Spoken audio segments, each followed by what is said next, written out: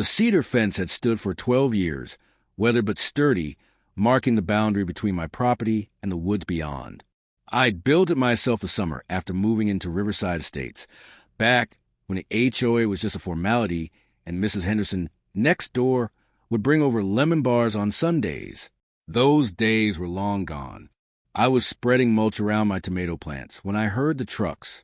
2 pickup trucks emblazoned with Riverside HOA maintenance pulled into my driveway without so much as a courtesy knock. Behind the wheel of the first truck sat Gerald Pritchard, the HOA president.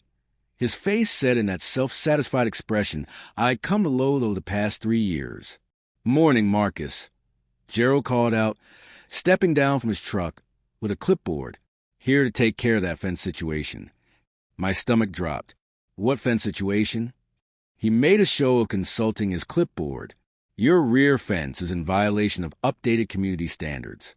Section 7, subsection C, clearly states that all fencing must be painted white or beige and cannot exceed 5 feet in height. Your fence is natural wood and stands at 6 feet. That fence was here before those rules were written," I said, setting down my gardening trowel. "It's grandfathered in." Gerald's smile didn't reach his eyes. "Actually, at last month's meeting, the one you failed to attend, we voted to eliminate all grandfather clauses. All properties must comply with current standards. You have the right to rebuild a compliant fence at your own expense, naturally." "Naturally," I repeated, my jaw clenching. "And if I refuse to let you tear it down, then we'll place a lien on your property for noncompliance. The fine accumulates daily." He gestured to the 2 men emerging from the second truck, carrying crowbars and a chainsaw. "We're doing you a favor, really, getting it done quickly, so those fines don't pile up." I wanted to argue, to physically stand in their way, but I'd seen what happened to the Kowalskis when they fought the HOA over their mailbox design. Legal fees had nearly bankrupted them before they'd finally caved. The HOA had lawyers on retainer. I had a mortgage and a daughter starting college in the fall. "Fine," I said quietly. "Do what you're going to do." It took them less than 3 hours to reduce 12 years of work to a pile of splintered cedar. I watched from my back porch, each crack of splitting wood feeling personal. My neighbor Yolanda stood at her kitchen window, shaking her head in sympathy. She'd received a violation notice last week for her rose bushes being too wild and unkempt. When they'd finished, Gerald walked over with a document. "Just need your signature acknowledging the work was completed." "I'm not signing anything," I said. He shrugged. "Suit yourself. We have photos. Pleasure doing business with you, Marcus." After they left, I walked to where my fence had been. The woods pressing closer now. The barrier that had kept wildlife at a respectful distance simply gone. In the soft earth near the tree line, I noticed fresh tracks, cloven hoof prints. Far too large to be deer. Wild boar. I'd heard them at night sometimes, grunting and rooting through the forest. They'd been moving closer to civilization over the past few years, their population exploding. My fence had been one of the last physical barriers between them and the manicured lawns of Riverside Estates. I pulled out my phone and called Gerald. "I need to file a concern about wildlife access," I said when he answered. "Without that fence, there's nothing stopping the wild boar from coming through." "Wild boar," he laughed. "Marcus, this is suburban North Carolina, not the African savannah. If you want to rebuild a compliant fence, the guidelines are on the website. Have a good day." The line went dead. That night, I heard them, a dozen or more, by the sound of it, snorting and squealing as they discovered the open passage into the neighborhood. I went to my back window and shined a flashlight toward the noise. Eyes reflected back at me, yellow, green, and feral. The largest boar I'd seen yet, easily 300 pounds, stared directly into the light before turning and leading its sounder deeper into Riverside Estates. I should have felt worried. Instead, I felt something closer to anticipation. The next morning, my phone started ringing at 6 a.m. "Marcus, are you seeing this?" Yolanda's voice was breathless. "The Johnsons' yard is destroyed." I looked out my front window. 3 houses down, the Johnsons' pristine lawn, the one that had won Yard of the Month for times in a row, Looked like someone had driven a tractor through it in random patterns. Deep furrows crisscrossed the grass. Flower beds were completely uprooted, and their decorative fountain had been knocked over. By afternoon, the HOA Facebook group was in meltdown. 7 properties had been hit. The Boars had torn through gardens, destroyed irrigation systems, and left massive divots everywhere they'd rooted for grubs and tubers. The Pritchard's yard hadn't been spared. Their imported Japanese maple had been rubbed nearly bare by the Boars using it as a scratching post, and their koi pond had been turned into a muddy wallow. Gerald posted an emergency message. We are aware of the wildlife situation and are investigating solutions. Please do not approach or attempt to feed these animals.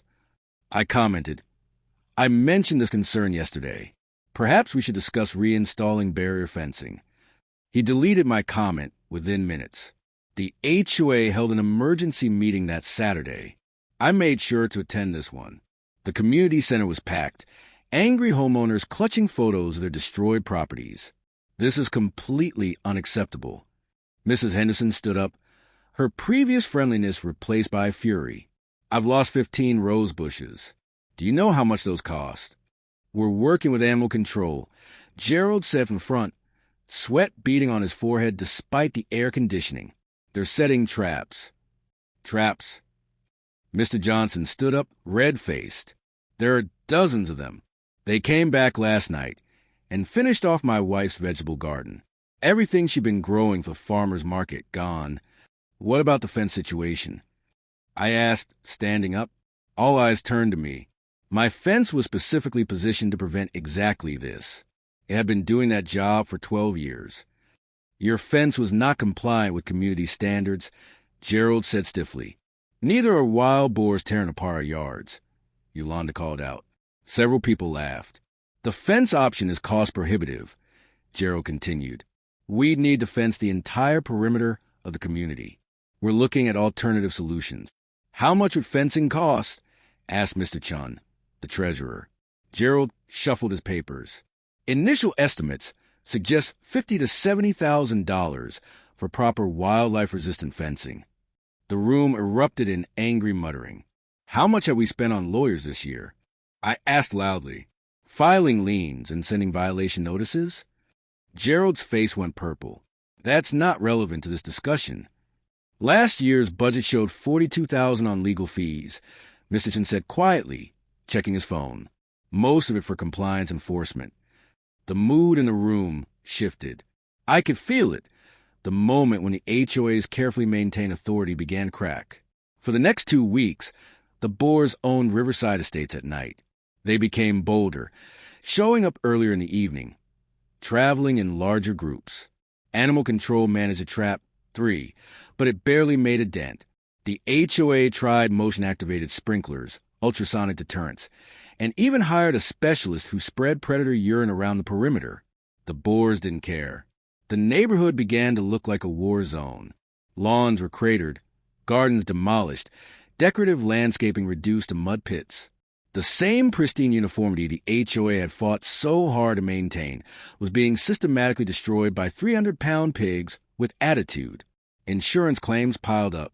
Property values began dropping as listings appeared on real estate sites with creative descriptions like fixer-upper opportunity and needs landscaping TLC.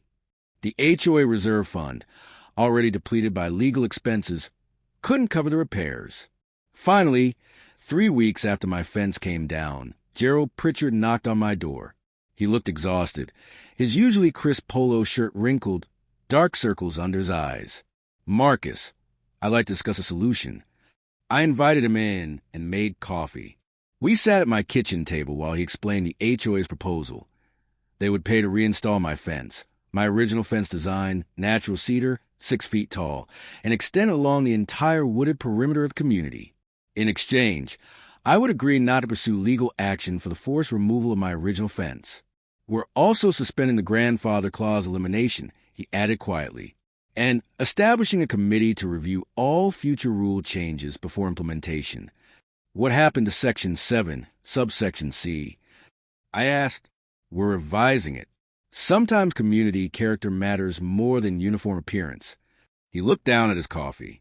And sometimes enforcing every rule isn't the same as leading a community. I thought about making him squirm, about negotiating for more. But I could see he'd already learned the lesson. Sometimes the hard way is the only way people learn. All right, I said, let's do it. Construction started the following Monday. The new fence went up in sections, 8 feet tall this time, reinforced at the base to prevent rooting underneath. The Boars tested it a few times, then gradually moved back into the deeper woods where they belonged. Slowly, Riverside estates recovered. Lawns were reseeded, gardens replanted. Mrs. Henderson brought me lemon bars again, thanking me for speaking up at the meeting. Yolanda's roses grew back wilder and more beautiful than before, and no one sent her a violation notice. I rebuilt my own garden, planting tomatoes and peppers in the space where I'd been standing the day the trucks arrived.